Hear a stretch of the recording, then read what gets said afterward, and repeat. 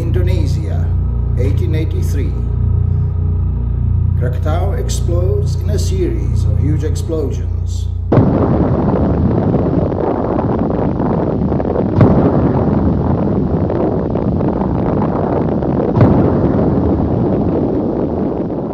The volcano blows itself apart and blasts 17 cubic kilometers of volcanic debris high into the sky. For 3 days, continuous darkness hangs over Java and Sumatra. Even more deadly than the blasts are the raging tsunami waves that claim 36,000 lives. Krakatau disappears beneath the waves.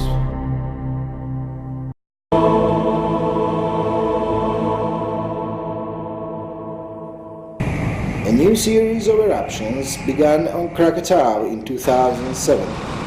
A group of volcano chasers immediately set up an expedition to investigate.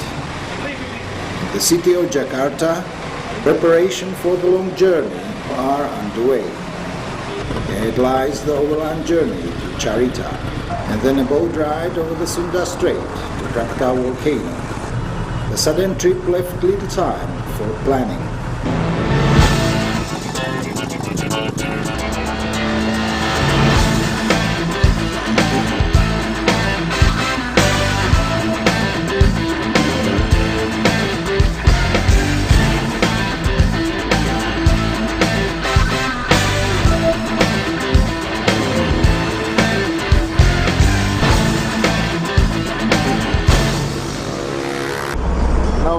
Passing through Jakarta, the capital of Indonesia.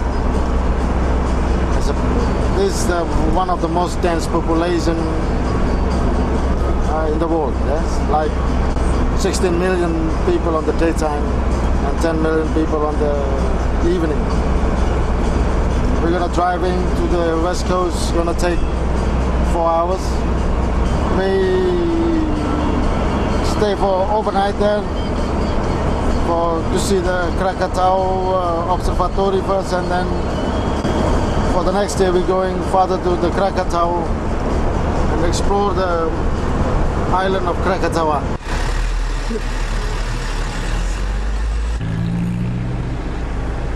The team has driven 100 kilometers, heading for the westernmost part of Java, where a lighthouse was swept away by tsunami generated by the 1883 eruption, the reminder of the power that Krakatau is able to unleash.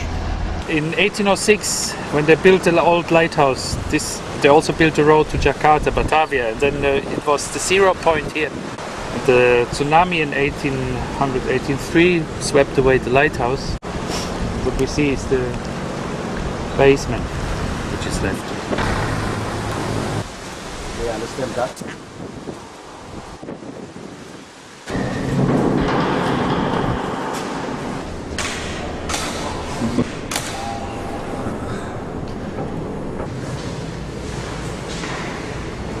This is the lighthouse rebuilding in 1985. In that time they don't know how to welding, so they put the screw light here. This is how is the construction, because this is made from the steel. And the old one, they blasting from the tsunami about 60 kilometers away from here. The expedition also pays a visit to the Krakatau Volcano Observatory, where scientists keep watch on the volcano on the West Javanese coast. The observatory is conveniently located on the outskirts of Charita, on the hillside, as if to prevent its damage by tsunami.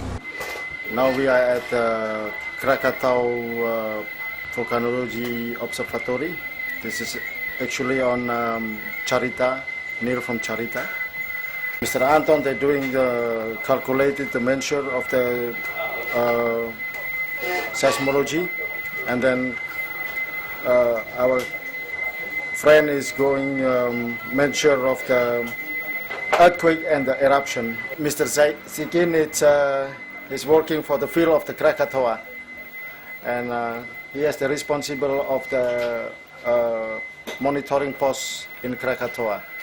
Based on ground deformation, gases, and earthquake activity, the Indonesian scientists do not believe that a major eruption is brewing, a reassuring sign for the expedition members. Nevertheless, the staff members of the observatory monitor its every hiccup with a network of seismometers, gas monitors, seismometers, and other equipment installed all around the volcano. Each eruption is carefully examined, its size and duration. When it's only there's no eruption. When it's there's a big eruption. The signal is transmitted to the seismograph from Krakatau. The main goal of seismic monitoring is to know the present status of the volcano, to forecast eruptions, to estimate the size of eruptions in progress, and to understand the physical processes that are occurring.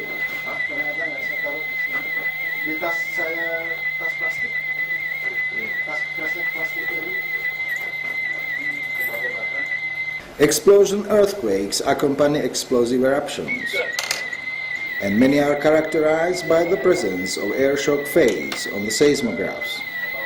So we asked Doni how often the volcano erupts. Every 10 and 20 minutes, mister. It's a big eruption.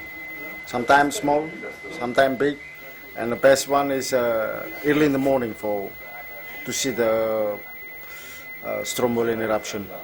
Ini yang tanggal 25 kita perkirakan diameter itu 50. Apart from being funny, Indonesian volcanologist Doni Wijayanto works for the Volcanological Survey of Indonesia and is an expert in seismology.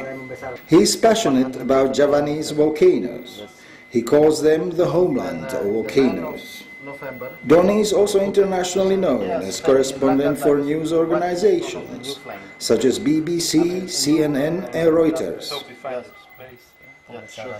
In addition to over 10 Indonesian dialects and languages, he speaks fluently Japanese, German, and English.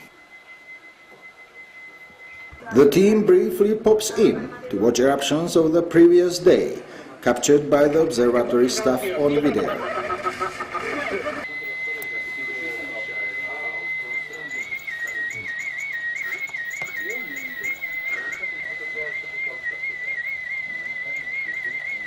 As another big eruption shakes Krakatau, the group leaves the volcano observatory to prepare themselves for the trip the following morning. At the hotel, they are welcomed by Anas, who, with his team, is going to look after their empty stomachs for 5 days.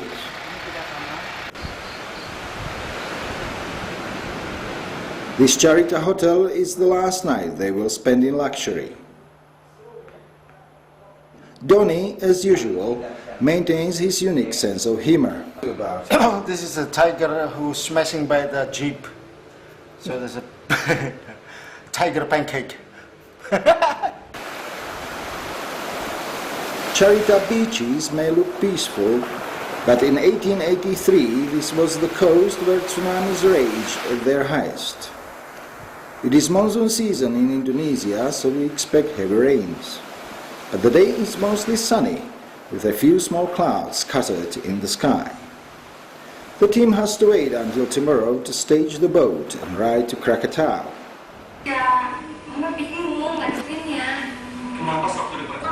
As always, I am very impatient, but there is nothing to do but wait.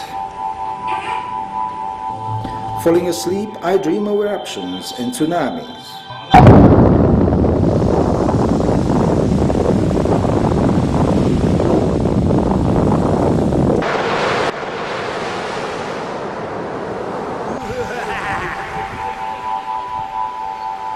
At the beach, a sales lady walked out of a man. Strange dreams happen near Krakatau.